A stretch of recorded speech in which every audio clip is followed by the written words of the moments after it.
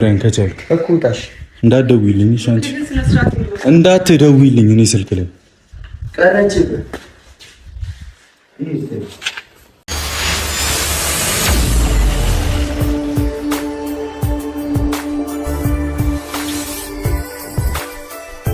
ቡራ እንግዲህ አበባ ይዞ ሀይሚን ይቅርታ ለመጠየቅ ተዘጋጅቶ የመግቢያ ቪዲዮ ሰርቶ ዛሬ ሄዶ ነበር። ነገር ግን እዛ ጋር የተከሰተው ነገር ሌላ ነው ማለት ነው። ሀይሚ እንግዲህ በዚህ መልኩ ከሆነ ሰው ጋር በሷ ቤት ውስጥ በመገኘት ብሩክ ደግሞ ማን ነው ይሄ ምንድን ነው ብሎ በመጠየቅ ሁለታቸው ተጋጅተዋል ማለት ነው። ልጁና ብሩክ ማለት ነው። እና ሀይሚ በመሀሉና እያገላገለች ነበር። ሌላ ህመም አትሆኑብኝ እያለች ነበር።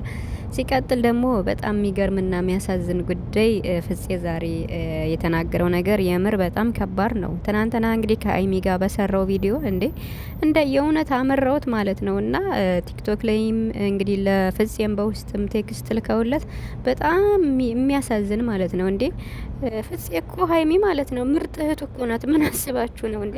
ከብሩክ ጋር ቢቀላለዱ ከብሩክ ጋር እንደዚህ ቢሉ ምን ቢሉ ብሩክም ወንድሙ ነው፣ ጓደኛው ነው፣ አብሮ አደጉ ነው። ሀይሚ ደግሞ በጣም ምርጥ እህቱ ናት።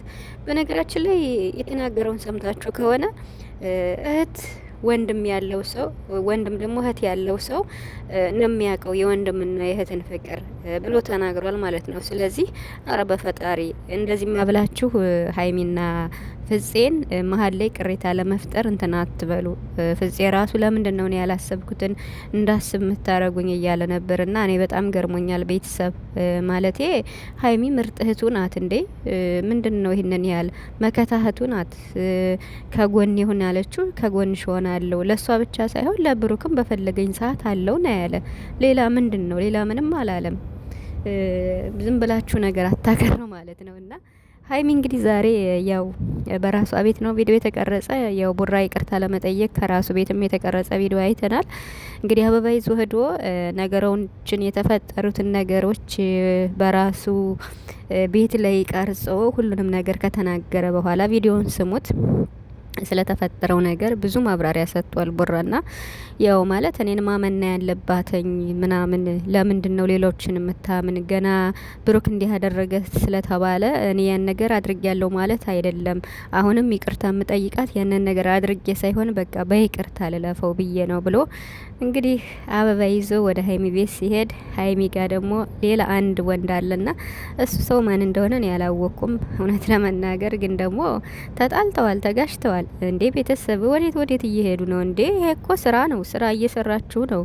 ሀይሚ የፈለገ መቶ እያልኩ 1000 ወንድ ቢደረደር ከብሩክ ውጭ ምንም ቀናም ብላም አታይ። ሲጀመር እንዴው ስትቀመጥ እንኳን አትደገፈውም ከብሩክ ውጭ ማለት ነው። ቪዲዮ ሲሰሩ ብሩክ ብቻ ሲሆን ነው ዘና ብላ ተደግፋ ቪዲዮ ምሰራ።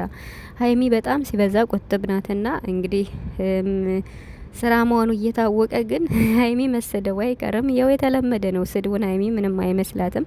ብቻ 250 ሺህ ትገባለች። ጉዞ ወደፊት። ቡራም እንግዲህ ትንሽ ነው የቀረው። ነገ በሱ ቤት ይመጣሉ። ቪዲዮውን እስከ መጨረሻ እዩ። ሰብስክራይብም አድርጓቸው ነው ለመናገር። ሲቀጥል እንግዲህ ፍፄው የተናገረው ማለት ትናንትና በሰራው ቪዲዮ ከጎንሽ ሆናለሁ፣ ምንም ችግር የለ፣ በሚያስፈልግሽ ሰዓት አለው ነው ያላት።